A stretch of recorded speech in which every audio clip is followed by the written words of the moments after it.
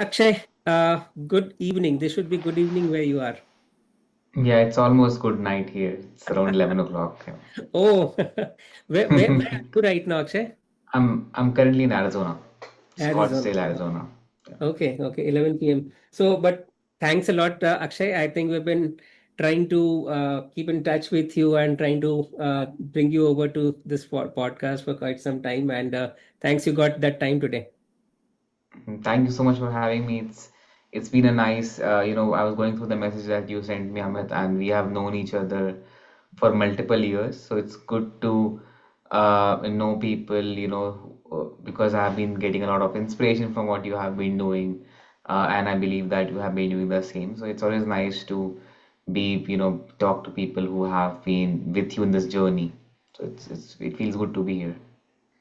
I'm glad that we ended up in this discussion. So I've been trying to connect with people who have been from different domains. I've been solving different kind of problems at work.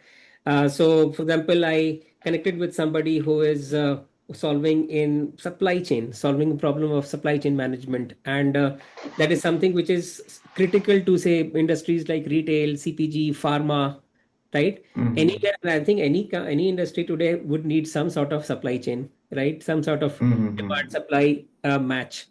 And Yeah. what are the kind of problems they are solving? They do a lot of forecasting. Demand forecasting is a classical problem, which and it's like a trillion dollar problem which everybody's trying to Mm-hmm. solve and trying to see Yeah. how much of value they can extract.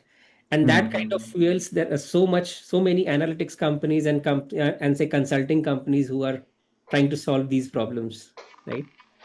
And Yeah. there is so much of machine learning being applied, and like the buzz of today, AI, Gen AI, everybody is experimenting with it. And I don't think there is a fixed rule book to play with, or like there is a fixed set of skills somebody need to have that, or say you just go out and finish this tutorial and you have got the skills to do something. I don't think that remains relevant anymore. There is a lot of push around, and the shelf life of tech itself is changing, is Mm. shortening. You learn Yeah. something today, and then you're trying to figure out how do you do something with it, and then it just goes off. So my first thing I would like to start with you is, I'll just go back several years back, when somewhere around 2018 to 20 period, there was a lot of activity happening, and I saw this guy Akshay Bahadur putting up small clips of his experiments with computer vision. That was around a time where I was also kind of fiddling with a bit of this, and whatever were those experiments, they looked very cool. So something is going on. You're trying to write something in air and something getting written. So there Yeah. was. I thought that there was enough virality on in those videos that there are many people who started following that. But Yeah. I know how hard it is to kind of come up with those experiments or those projects, how much of time you need to dedicate. I would like to know that a bit about your career journey, and how did you, what made you do those experiments, and what made you involved there? Um, uh, First of all, thank you so much, Amit, for taking me down that memory lane. It's been multiple years, and I have it's been like I think 7 to 8 years. But if I go back and look at the journey, it's been very fruitful for me. To be honest, I feel this could have been anyone, but I mean, luck kind of God was very, I think it was just very kind towards me so that I was able to make that leap of faith and come towards this side. But having said that, let me just quickly rewind back. So I started working as a Java developer in 2017. So 2017, I graduated from my college in Symbiosis, Pune. And then I joined a tech-based company, like it's a telecom company. I worked as a Java developer, and that was the time when I thought that okay, let me now try to experiment because that was the time when I started liking computer science in general. Like I did my bachelor's before this, but bachelor's was I mean, I did not really work that hard in my bachelor's. I was a good student, a decent student, but I never really focused a lot. But then after my first job, that's when I realized that, I feel that in this particular scenario or in this particular field, I can actually do well. So that's when me and a couple of other friends, we started doing multiple projects, learning about technologies. So we started with IoT, and we also did a little bit of blockchain because blockchain was getting popular. Mhm. Bitcoin was getting popular around that time. And then I stumbled across machine learning, which was, a combination of maths and computer science. And I thought that was like a perfect area for me. And then once you start working on things, a lot of what you've already learned in the previous years aligns, in such a fashion that it kind of all fits in the picture. So Yeah. the computer vision part that you talked about is something that I learned in my bachelor's, just for fun. I did some basic computer vision related filters. How do they work? Mostly based out of my own curiosity. And then when I was learning about machine learning, and then when computer vision came as part of the online course, I thought that I already have some experience with computer vision basics. Let me try to kind of try to put these two pieces together and see if things work out well or not. And then yeah, and then I started putting out these snippets on LinkedIn, mostly because there was not a great resource for me when I started learning. So I thought that okay, if something works for me, perhaps it may work for somebody else. Let me post it out in GitHub, in LinkedIn, so that if somebody else is also working on something similar, can use my implementation, or maybe even give me some pointers on how to improve my application. I think that's how all of it started. Very much, very much. And I'm sure there would be a lot of people reaching out to you for different things. I just want to get a gist of what are the kind of requests you were getting. Like, was it like, okay, can you take classes? Or does it like, okay, how should I start learning, say, data Uh, science? What was the I nature of? think I think most of them were about because this was around 2017, 18 time, machine learning was getting popular in India. Yeah. So in India, machine learning, like there was this buzzword that machine learning is something that is very interesting, it's important, but people had no idea where to start. And also because this was the internet age, Hmm. we had resources available on the internet, but people did not know which resource to actually pick. Hmm. So I think 95% of the queries were just about, how should I get started? Started. And I tried to answer almost all of them because I have been very blessed that I reached out to people on LinkedIn and they were kind enough to answer all my queries. So when it was my time, I thought that I should do the same. So I gave them my path, the path that I followed, which was I did a bunch of open source MOOCs, which are massively Yeah. open source, open, on Coursera, you can find these courses Yes. online. Yes. So I send them link to all the courses that I've done. And then I mentioned that you should, but it takes time. Like you can't just learn machine learning in a day. It takes a couple of months to years to, get started in this field. But yeah, I mean, most of the requests were around this part, and I think a couple of them were about getting to like getting some collaborative effort with me, which Yeah. was also interesting. I collaborated with a few people Hmm. in my course of that time. So it's been a overall LinkedIn has been a very collaborative environment for me. I have never faced any like I've never had any bad experience with anyone that I've talked to on LinkedIn. Yeah. Yeah. In that way, it is. It definitely helps a lot of us, like the way we are connecting. It is again through LinkedIn only. Yeah. So there are a few traps what I find when people start, say, learning rather anything. Mhm. But let's pick Mhm. up, say, data science because that's something which we have experienced before. Yeah. For example, when you start learning in data science, one that okay, maybe there is some course, and that course is also designed by somebody, and that person puts his or her own experience and thinking behind designing something. Uh, Mhm. it's possible that you lose interest very quickly in something if it is not if it does not work out. Especially in machine learning, what I found out is that okay, you as long as you have some code to execute, it feels good. Then at some point, it feels that okay, no, the math part is also important to get to know. Mhm. And then you start getting stretched in two directions that okay, whether I should be continuing and focus more on the outcome or the application Mhm. side of it, or should I start moving more towards the algorithm and say the mathematics part of it? Mhm. What would make sense more, right?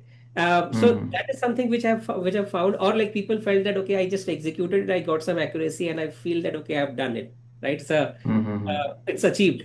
But then there is a whole new story that okay, this needs to be converted into a model that needs to be hosted somewhere, and there needs to be something which will be using it, right? This whole entire Mhm. machine learning operations ops, which Mhm. starts from there, and that entire world of ML ops begins, right? Mhm. Yeah.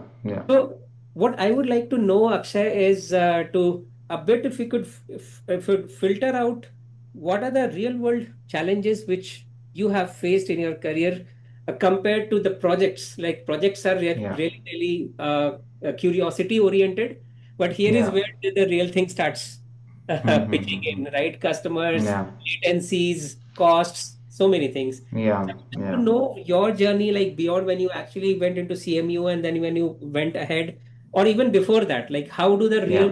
how does the real world seat appear different or similar to Yeah. the reflective world?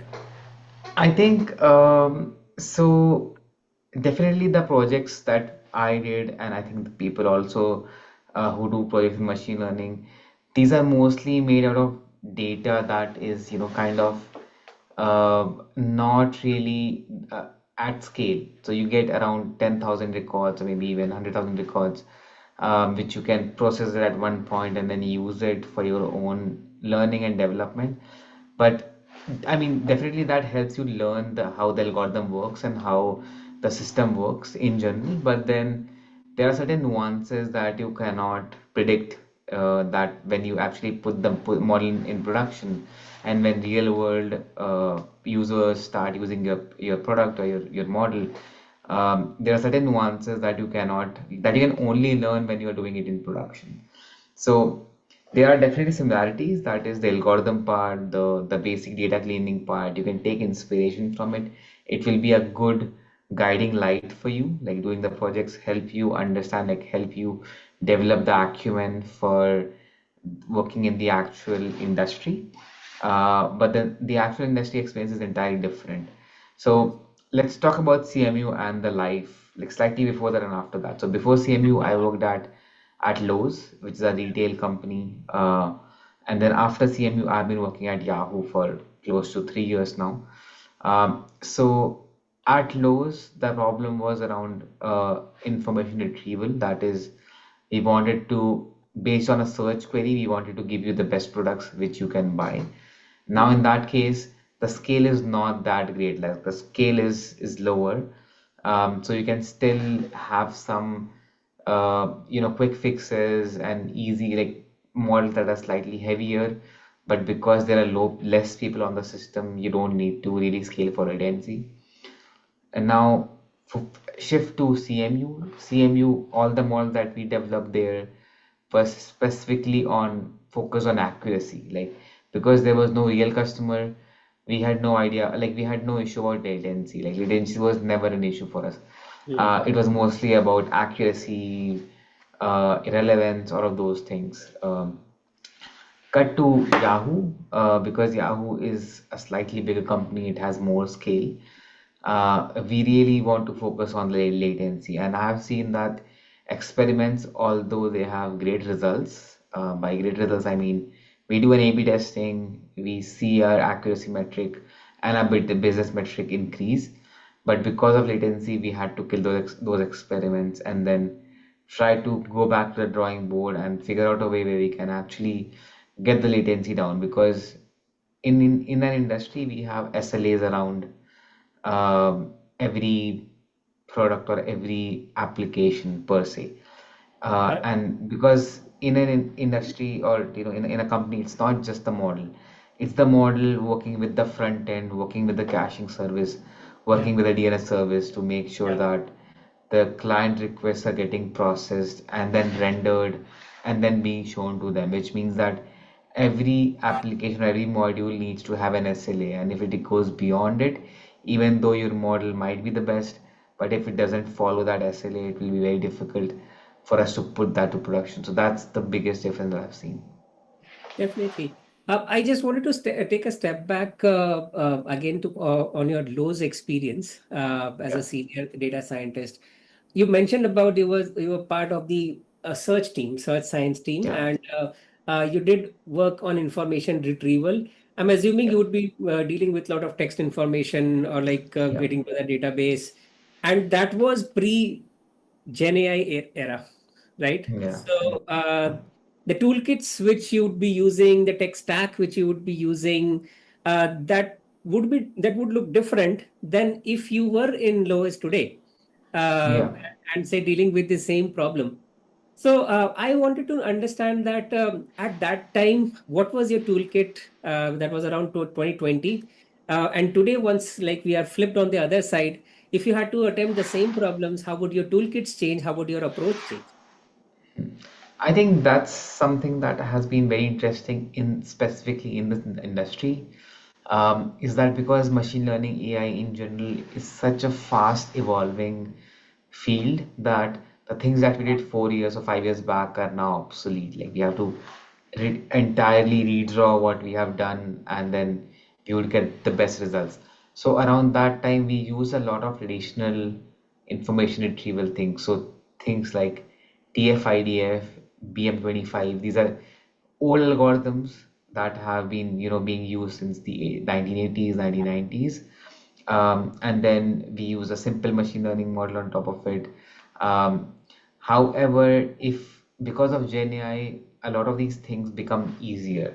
So it becomes easier in all the aspects. So for example, let's say I don't know how to code let's say a BM25 algorithm, and let's say if I have cursor, I can go to cursor and ask it that this is my the implementation part, this is how the data is getting in.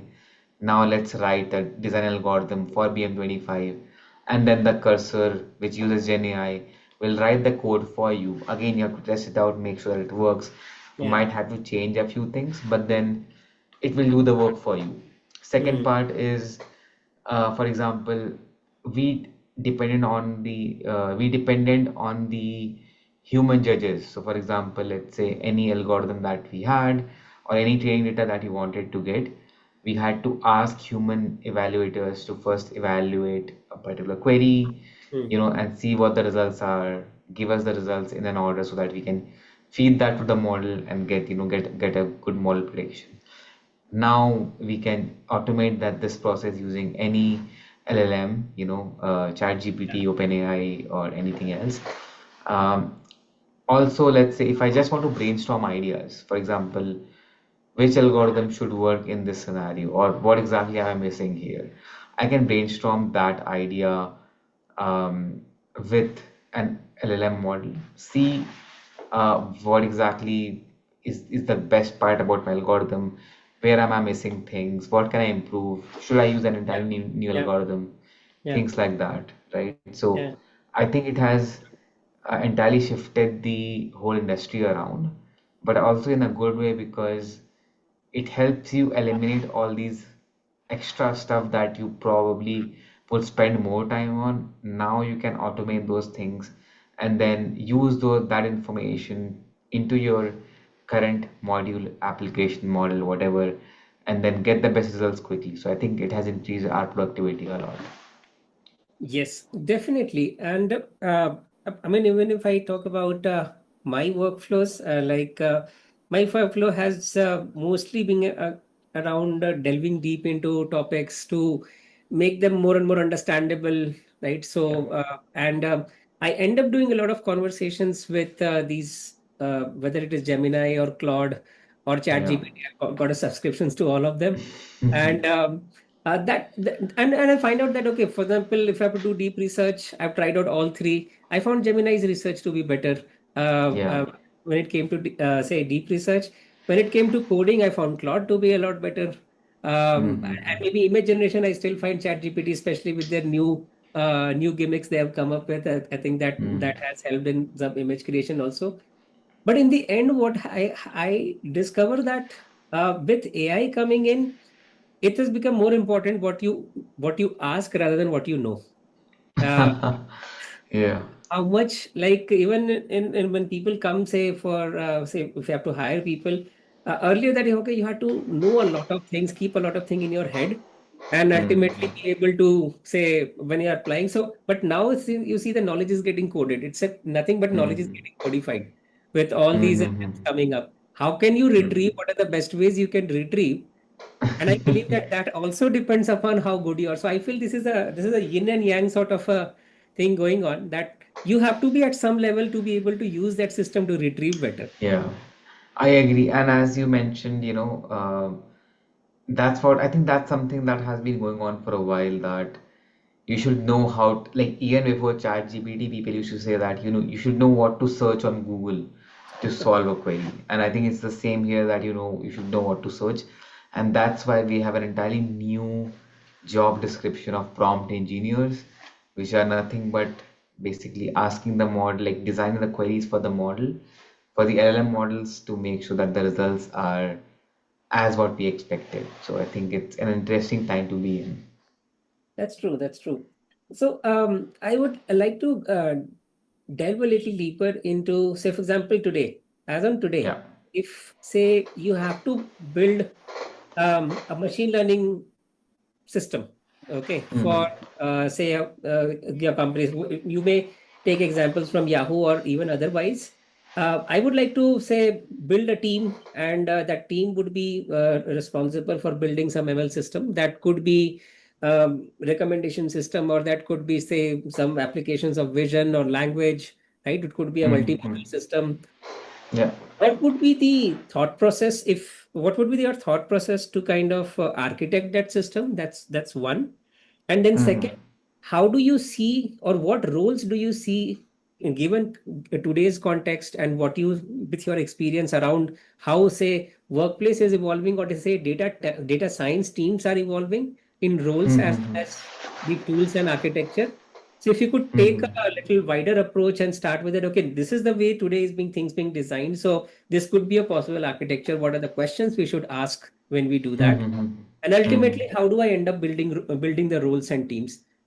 So yeah, so in order for now for me to, let's say, build a team in AI, firstly I think it's important to understand the roadmap of the team. So for example, let's say, is this going to be a research oriented team, or is this going to be more of a production oriented team, right? So I think based on that you have to take decisions.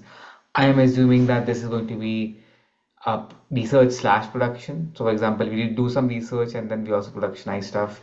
And now, when we build this productionized team, it means that we need to have some researchers, where people who actually do research, some people who are good with the actual model integration to the system, some Hmm. people who are also SREs, which can Hmm. deploy the model, MLOps people, things like that.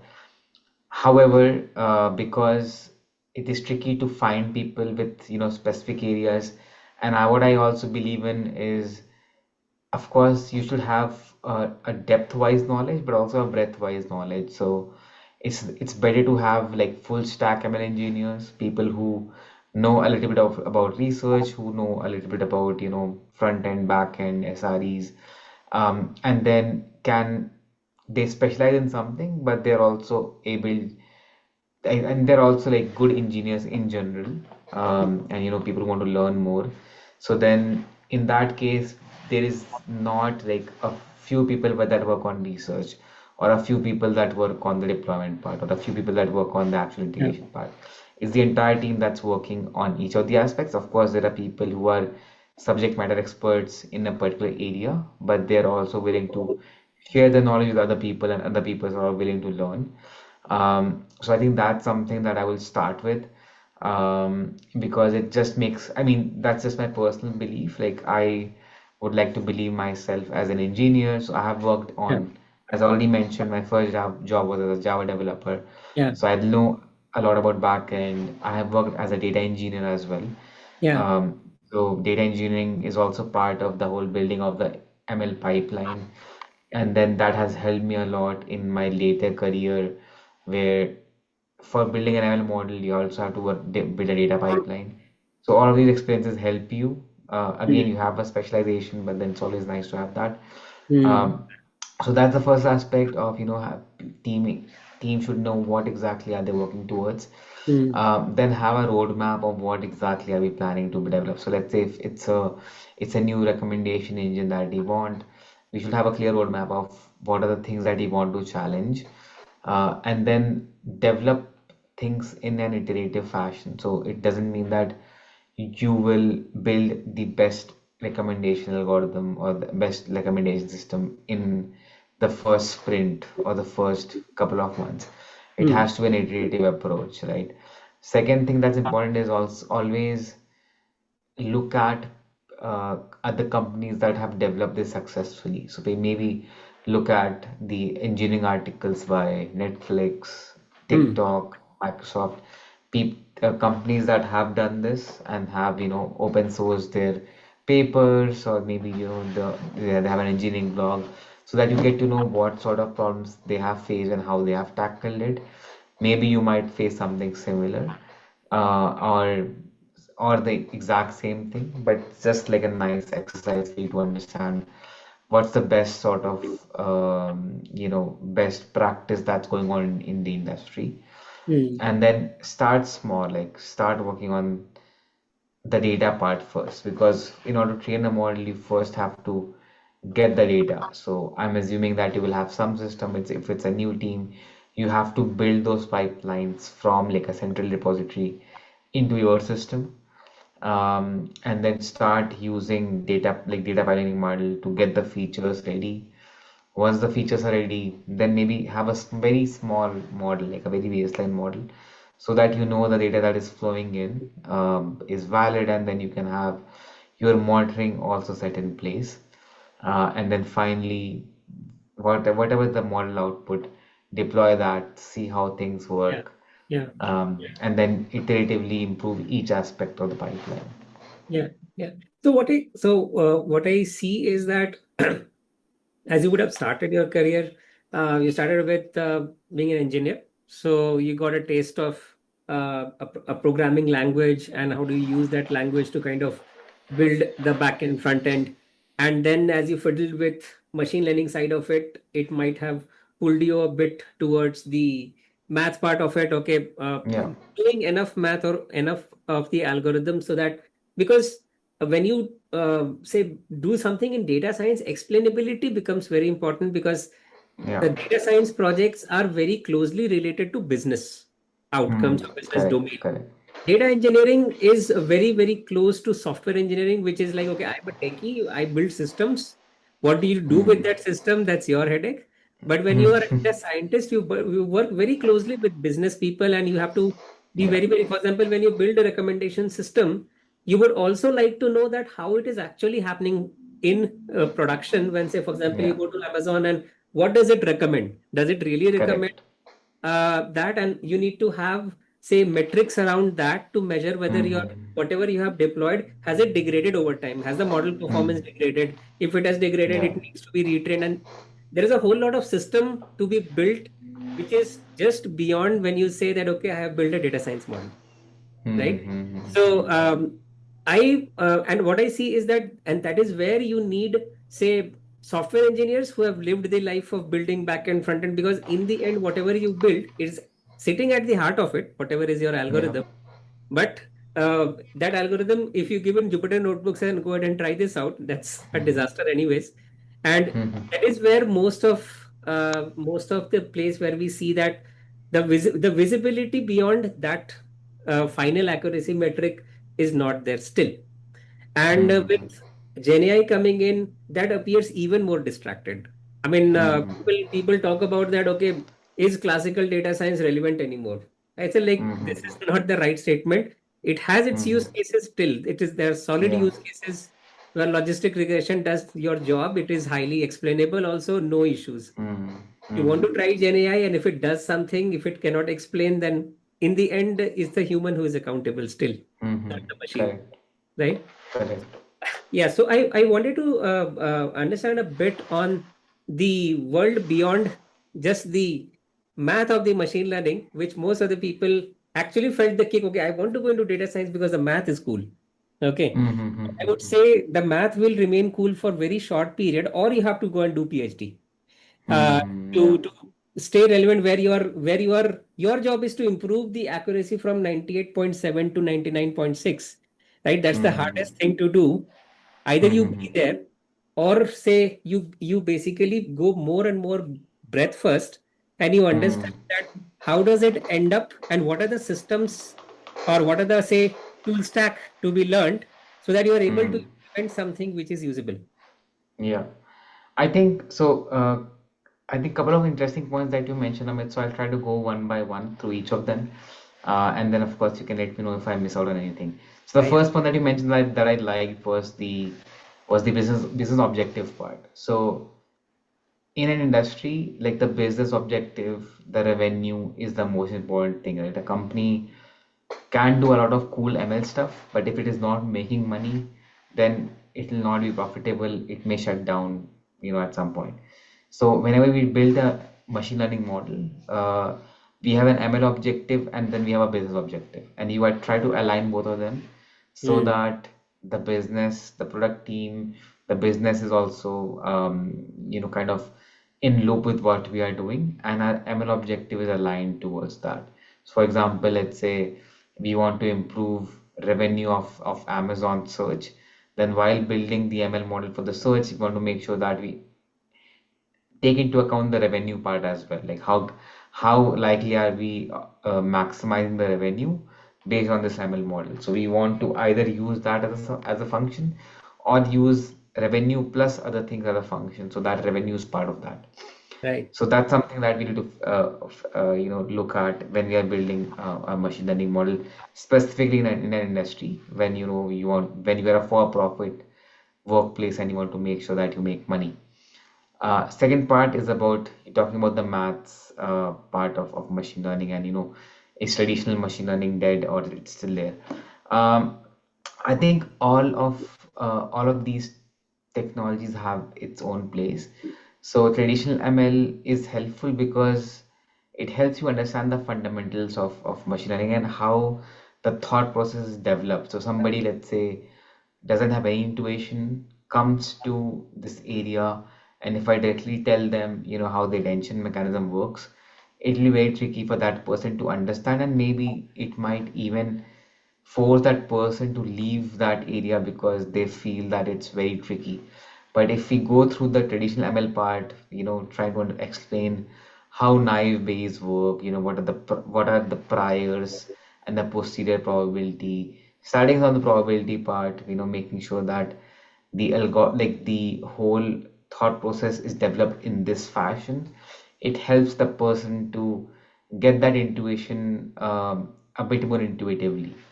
So that's the first part. Second part, that it's if you know your fundamentals well, you can learn anything. Like fundamentals are like the building blocks, and then based on the building blocks, you can build any building on top of it, right? So Hmm. you want to have the fundamentals right, even though they might not be helpful, you might not directly use them in your day-to-day work, but they help you understand the problem in general. Um, so that's the second point. Third point that you mentioned was about the PhD, the maths part. So I agree to that. I am, to be honest, not that great at maths. I am decently good at maths. I have liked maths a lot, and as an Indian, we have been taught a lot of maths in Yeah. our 10th standard, 12th standard. So we have a good intuition about mathematics in general. Um, and I think it depends on your personal preference. I know friends of mine who have done PhD from CMU, from other colleges, and they absolutely love the world of mathematics. and more power to them. For me, like specifically me, I would like to solve problems, and for that, I need to know enough mathematics. That is, of course, I need to know how logistic regression works, how sigmoid function works, things like that. And then also, I believe that in this field or in any field, you need to keep on learning. So, for example, let's say if I learn something that okay, we want to now use attention mechanism in our recommendation system. Yeah. Now, I might not know the maths behind the attention mechanism, but I can always go back. I know how um, uh, other traditional ML models work or how GRUs work. I can come back and then study that maths maybe in a couple of days or weeks, Yeah. and then yeah, and then use that knowledge intuition to build a model, and then after that, from that point, I will know the maths behind attention mechanism. So it's an iterative approach. You can pick and choose what you want to learn, and then because the internet, the resources are available in an abundant fashion, you can always go back and pick a textbook, or maybe just even ask Chat GPT or Gemini to teach you how how logic regression works or how the attention mechanism works, Yeah. and you can get to know the maths behind it. Yes. Yes. And this is something which I see. I would say both a threat as well as opportunity, is when you deal with these bots, Gemini or Claude or Hmm. ChatGPT.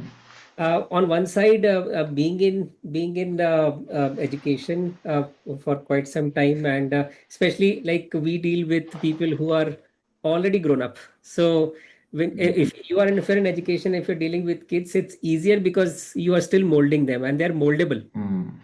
But when you are already done with your 12 years of school plus 4 years of engineering, like 16, 17 years, and then you enter workforce, most of the times we find people sort of have already hardwired a lot of things, right? So, Hmm. and then the most difficult part happens is, and on the other side, as you said, that the world of tech is shifting so fast, the goals are shifting so quickly, the tools which worked before when I said, okay, let me learn LangGraph or let's say LangChain. When I thought of LangChain, Hmm. people started saying LangChain is useless, don't use it.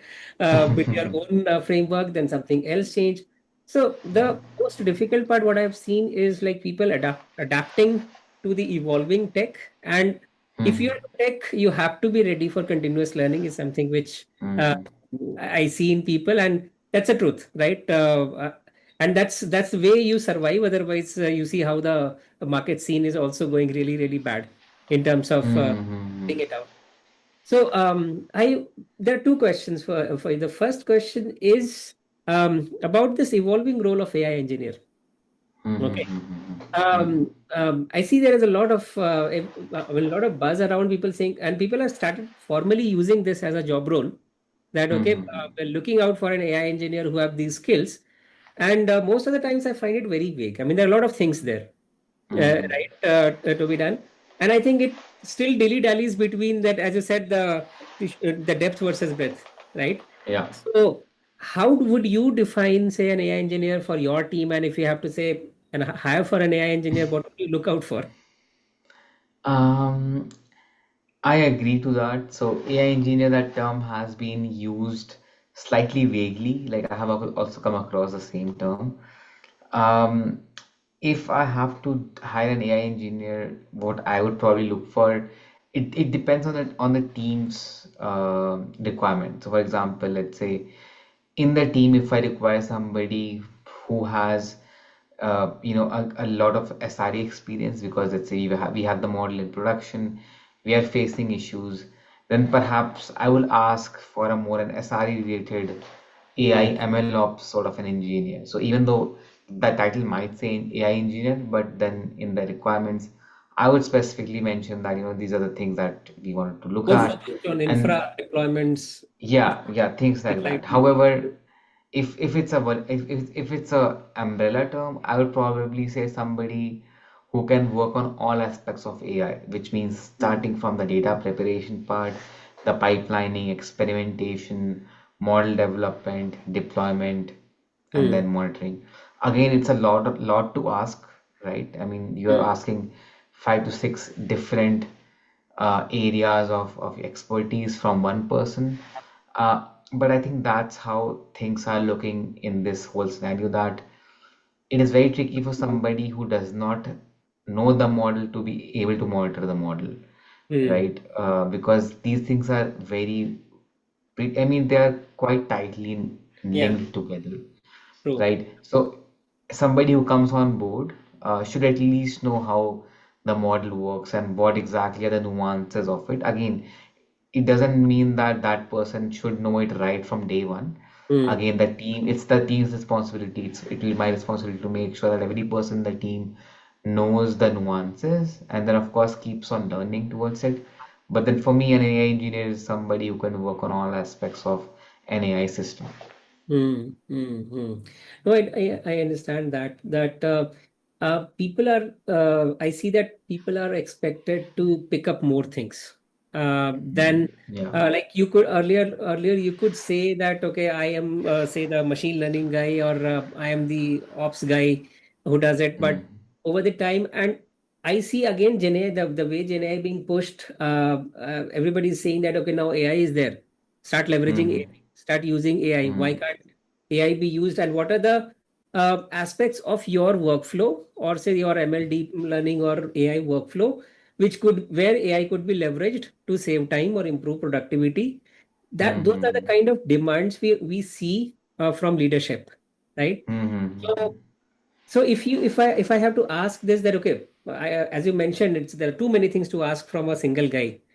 But what if Mm. we start in involving this new form of intelligence in different aspects, and see that are there aspects which are automatable, or at least some workflows could be created? If AI is given Mm. to you, how would you say, or what are the areas which you have tried to implement, and has anything worked? I think definitely first part is automation. So for example, we want to automate a lot of, let's say in terms of images, right? If I want to build an image translation model, like based on the image, I want to create a metadata from the image. Yeah. Usually what happens is you show this to some person and that person gives you a description of the image. Now you can just show that to AI and then get the description, then use that in your system, right? So that's one way of, sort of a tagging Hmm. method. In Hmm. classification also, so any traditional ML algorithm, you can use LLM to sort of automate that, whether you want to classify different documents, you want to add metadata to the document. So that's the automation part. Second part is the coding part. So you can use like Claude, Cursor to actually be able to write code for you. And then again, like as an engineer, you have to come and see how that looks, make sure that it is integratable. If it doesn't make sense, then try it again. Or maybe let's say if that code that Claude has written is not optimized towards your standard, then you can write the optimization part, and then the rest of the part can be just be done through Gemini or through Claude. So that's the second part, is helping in the development process. Hmm. Third is, of course, something that I've used is again using these AI agents. So for example, we have an agent for whenever we raise a pull request, an AI agent will evaluate it on its own and give some minor suggestions that you missed out this spelling is different, or summarize the whole pull request for you, and then use that. So these are like small things which sort of enhances the experience and increases your productivity. And you can be slightly more robust towards it. You can have workflows trigger using AI, which can deploy the model, and then based on the feedback, or based on the if there's any error, can go and solve the error and then give you the exact steps to follow to solve the error, or maybe it can solve the error for you. But then Yeah. the issue at this point here is you would want some sort of a human in the loop where Yeah. the humans can actually verify what AI Yeah. is doing, because I think it needs more time, more polishing before everything can be handed to AI. And I believe that may never happen. Definitely. What is that you would definitely not be ready to give it to AI in your workflows? I can't I give this. think I think definitely the username passwords towards any of my services. Yeah. We can, I mean, there is a way around it, but I'll probably just, and then also the last say towards, any step, the last say should be humans, where let's say if I'm deploying a new model, the humans should first see and verify, and then only evaluate, send that to production. Yeah. Specifically, there is a lot of legal in a customer-facing company. There is some legal ramifications that are also, take a very important aspect. So the legal team may get on your nerve if you Mm, do something that might be a bit reckless. So you want mm, to always have the final sign off signed by a human. I get it. Yeah, so I mean, on one hand, where it promises a lot of open access to a lot of things to do, but I don't think real world works like that. And that is where the successful enterprise use cases have been a Hmm. lot, but successful implementations have been very, very few. Uh, Yeah. and I think the legal comes, and I think the lawyers are the ones who are making most money today, other than engineers, I believe. Yeah, that's that's true. All right. So, few things, Akshay, towards the end, that, and especially again coming from a skilling perspective, um, Hmm. today the biggest risk I see, and it is talked a lot about in the industry about AI, is it making us stop thinking? Because till now, like machines were not creating anything. The generation part was still coming out of our Hmm. heads, right? Hmm. Hmm. Hmm. But today generation is also machine is able to do. So if, Yeah. for example, experiment with kids that okay, writing essay as simple as writing an Hmm. essay. Yeah. Let think a lot, think about, visualize few things and write it down. And then Hmm. on the other hand, we see, hey, here is something, you give something to it and it produces something, right? Hmm. Hmm. And given the way human mind works, that will given a situation will always take the path of least friction. Yeah. Yeah. Yeah. That's a tendency Hmm. I mean, Hmm. we have, and especially with new talent, new freshers coming out of college or now within college itself, right? Hmm. Hmm. Access Hmm. to Hmm. these tools on one hand opens up an immense opportunity. And I want to ask you this question today: if you have Hmm. these, once you have these tools, how does your Hmm. learning look? Is how Hmm. Hmm. different Hmm. it looks from how did you learn before? And Yeah. second would be that how would you recommend for people who are coming new to use Hmm. Hmm. this, right? And advise them against the risk, because I see there is a Hmm. real thing of avoiding that effort which you would have put when you were learning data science or Hmm. whatever Hmm. that Yeah. experiments you were doing. In the end, there was a human Yeah. sitting and typing those code or trying out those Yeah. math. If Yeah. that Yeah. effort itself is taken away, then what's left for us? Hmm. I agree. So I think that's a very interesting point, Amit, that you have brought is this AI making us lazy or not? We don't think that much. And I have 2 points towards it. And first one is I agree with what you mentioned, is something I've noticed about myself as well, is that I spend less time thinking about problems because I know that I can ask a model to solve it for me, and then of course I can play around with it, see if it works. Maybe I might have an initial thought about it, but then I use or I verify it using Gemini or any other LLM model. So that's definitely true. However, I think it depends on each individual. So, for example, let's say it may solve your problem right now, but then eventually, let's say at some point later, because let's say if you are designing an algorithm and you ask ChatGPT or Gemini to design that algorithm for you, and then later on, couple of months down the line, somebody asks a question on that algorithm, or maybe somebody asks you to make a change, But because you haven't developed it yourself, it will be very tricky for you to develop that change, or you will then go back again to ask Gemini, ChatGPT to add this part, and the cycle continues. So it's a very individual thing. You want to, although, think of this as an additional supplementary tool, so you can ask questions, make sure that it can teach you all the concepts around it. Yeah. You can even copy the code, that's also fine, but Yeah. make sure that you understand what you're doing. How does it work in a bigger picture? Does it make sense to be, part of your code base or not? The style might be different. So Yeah. definitely that's my first point is it definitely makes you think less, I feel, but then you have to force yourself to use it as a supplementary tool and not as the main tool. Yeah. Second part that I have is um, I mean, this is how things work in the modern fashion. So when we have, when TVs were invented or when mobile phones were invented, people had a similar outlook that with TVs, people will start moving less. You will start going out less. With phones, also similar thing that people or kids will spend more time on the phone than be Yeah. outside playing.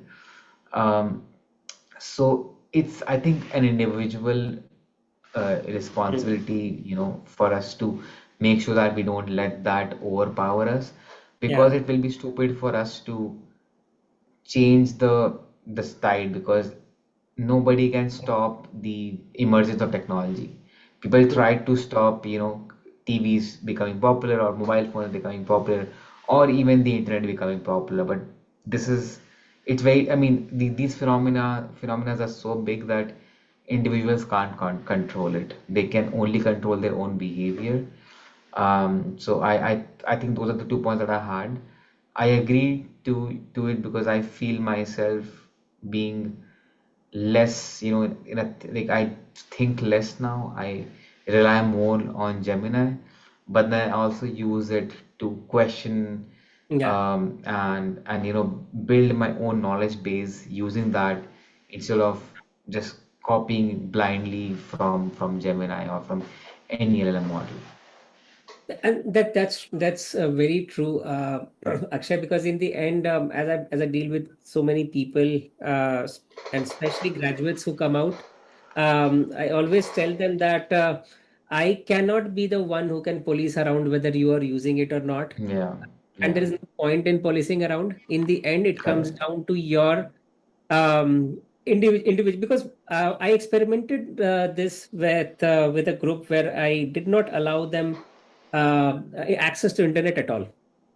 Okay. uh, we taught them Hmm. things, but we did not allow them access to internet. We went extremely old paper way, so like think, sit and think, Okay. Mm-hmm. jot down what you think, right? And people struggled, uh, Hmm. because again it was more about that effort they had not put in, right? Yeah, yeah, If you yeah. put that effort, and that made them realize that, okay, I think it was an illusion that I felt that I have learned a lot. Yeah, yeah. There was True. something produced in front of me, and Hmm.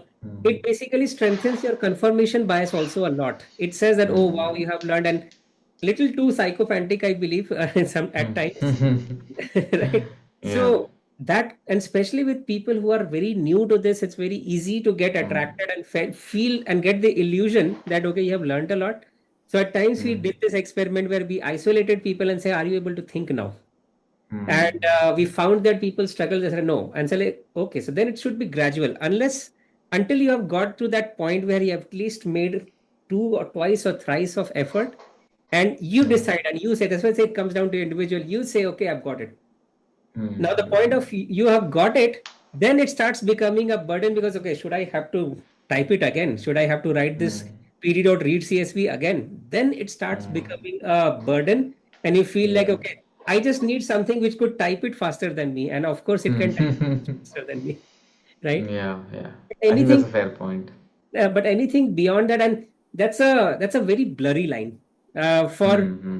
somebody from me for me coming from I graduated in 2007, so Hmm. it was much harder for me to switch to this side. I find, but I Yeah. find these guys to be able to switch so fast, but they risk that. Okay, they said, "I've built this amazing app. It's superb. Mm, But do you understand how HTML works? Not at all." mm, mm. So it's like Yeah. both sides, and we're trying to put that balance. And I hope that it evolves in a way where everybody is able to learn more. So just closing question, Akshay. Maybe you have a couple of Yeah. minutes to answer that. Yeah. What's the meaning of this x square minus x plus 41? It's like written bold in your profile. What does it mean? So, so I think back around this time 2017, 18, I was just like I like to read stuff online, and then I found this equation, right? So let's talk about number theory. So this starts from number theory. Number theory says that prime numbers are supposed to be random. So numbers like 2, 3, 7, 11 are prime numbers, and they don't have any, like there is no relation between each prime number. Mm-hmm. However, there was a mathematician, I think Euler, who mentioned that there might be a relationship between them. And then he came up with Euler's spiral, which basically you write these numbers 1, 2, 3, 4 in a circular fashion, and then if you draw a diagonal, it will cut across all the prime numbers. So this equation x square minus x plus 41 equals to 0, this generates prime numbers from x equal to 0 to x equal to 41.